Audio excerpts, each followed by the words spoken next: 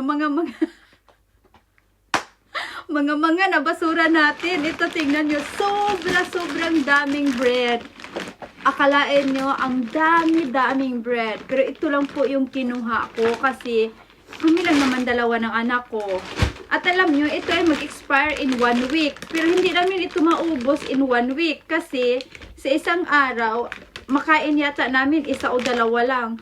So, hindi namin ito maubos for 1 week. Kaya ang gagawin ko, ipamimigay ko ito sa kaibigan ko. Text ko bukas para ipamimigay ko ito. Alam nyo, doon sa basura, nung nakita ko, kadami-daming ganito. I think, mga 10 pieces siguro na ganito kadami. Sobrang dami. Sobrang daming pagkain. Sabi ko sa inyo, nasa basura yung pagkain. Nasa basura yung pera. At ito, sobrang happy ko. Ito ay expired na 2 days ago. But ito naman ay coffee powder. So, okay lang sa akin. Since sobrang hilig ko talaga sa coffee. At ito na, konting save man lang. Makasave na ako. Hindi na ako bibili, diba? Coffee, diba? Sobrang ganda, guys. Sobra. Nakadalawa akong ganitong coffee. Hindi na ako bibili ng coffee. So, ito, dadalhin ko to sa trabaho para may extra ko doon sa locker ko. Diba? Ang ganda. Hindi na ako bibili. Sobrang dami talaga. Hindi ako kumuha pa ng iba pa kasi nga sobrang dami talaga. Parang naguguluhan ako kung anong kukunin ko. Sobra. At ito, Happy Green ang tawag dito kung sa atin ay parang yan, ipakita ko sa inyo. Ito yung kinakain namin, breakfast at evening food. So, ito po yun. Para siyang anong tawag sa atin? Pakita ko. Yan, parang basta alam nyo, meron tayong ganito sa atin. Nakalimutan ko lang kung anong tawag. So, yan. May buslot lang siya. Yan. At ito, dahil may buslot, diba? Dahil may buslot lang tinapon. Grabe. At ito naman, ito ay same lang. Pero ito kasi, may mix na,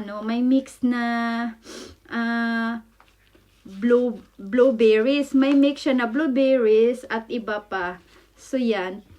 Sobra. Ito kinakain. Bumibili din kami ng ganito sa anak ko. Oh my God! Tingnan nyo, may chocolate! May mga nakuha akong chocolate doon. Pero, may mga chocolate doon. Ito lang po yung nakuha ko. Kasi nasa ilalim. Tapos, ang bigat kasi nasa taas. Hindi ko na inalungkat.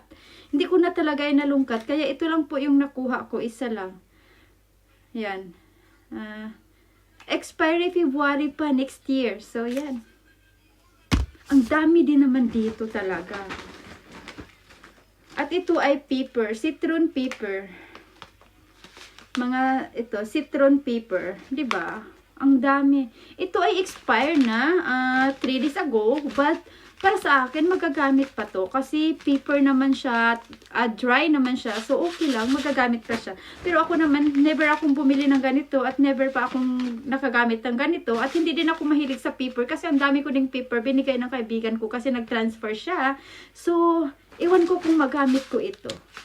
I-open natin, ma'am. I-open nga natin kung anong laman. Paper talaga. Anong paper block siya. Ano pala siya? Parang pino. Ito siya. Pakita ko sa inyo para makita nyo. Yan. Yan. Hindi talaga siya hindi talaga siya sobrang like paper na paper talaga. Parang mix siya.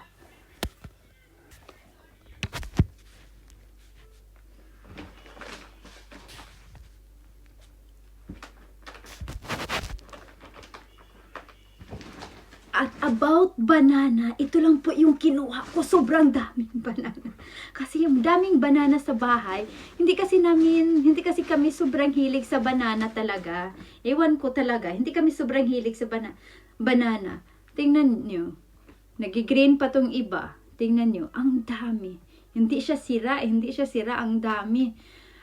Ang dami. Kahapon kasi nag-freezer ako ng banana kasi nga, kung hindi ko i-freezer, malalanta lang. So, kaya ngayon, kumuha ako, ito lang. Sa sobrang daming banana, pero ito lang kinuha ko. Mamasura na tayo kasi ang daming banana. May isa pa akong sobrang laki na, may isang laki akong, parang may-ari, isang laking container na hindi ko inupin doon. Baka nandoon yung mga bulawan. Nandun yung mga magaganda. Nandun yung mga magaganda. Hindi ko siya inupin. Kasi nagmamadali ako. Baka kasi makita ako. Kasi yung container kasi nasa labas talaga at nasa daanan talaga at wala siyang kahit anong cover. So maraming dumadaan, nagtutour about sa mga dogs nila, mga taong bumibili sa store. Maraming tao talagang dumadaan. Kaya tago-tago yung pagkuha ko. Pero ito naman, basura naman to, diba? Ang daming basura!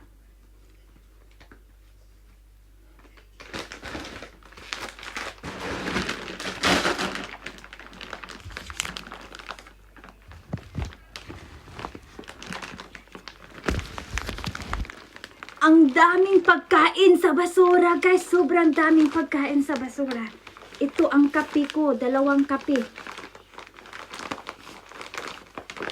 Sobrang daming pagkain sa basura, guys.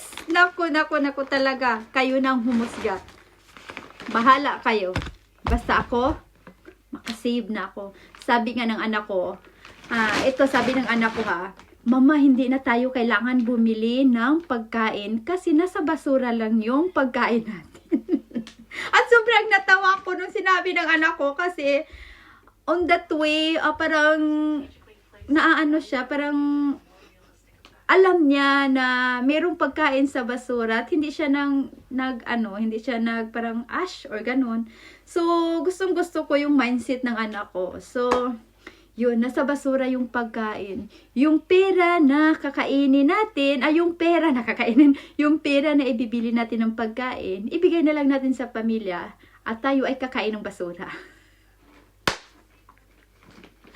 Yung pera na ibibili natin ng pagkain, monthly, ibibigay na lang natin sa pamilya para tayo ay kakain na lang from basura. Sobra talaga, alam niyo guys, sobrang dami. Every Monday talaga ako nangunguha ng basura. Pero hindi ako lagi kasi nga, alam niyo, wala akong oras magbibideo or kahit bihira lang talaga ako nagbibideo.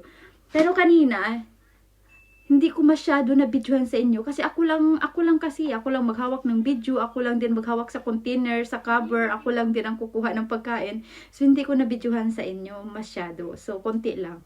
So next time i-try natin. Wala kasi tayong cameraman, so ako lang kasi sarili-sarili lang tayo.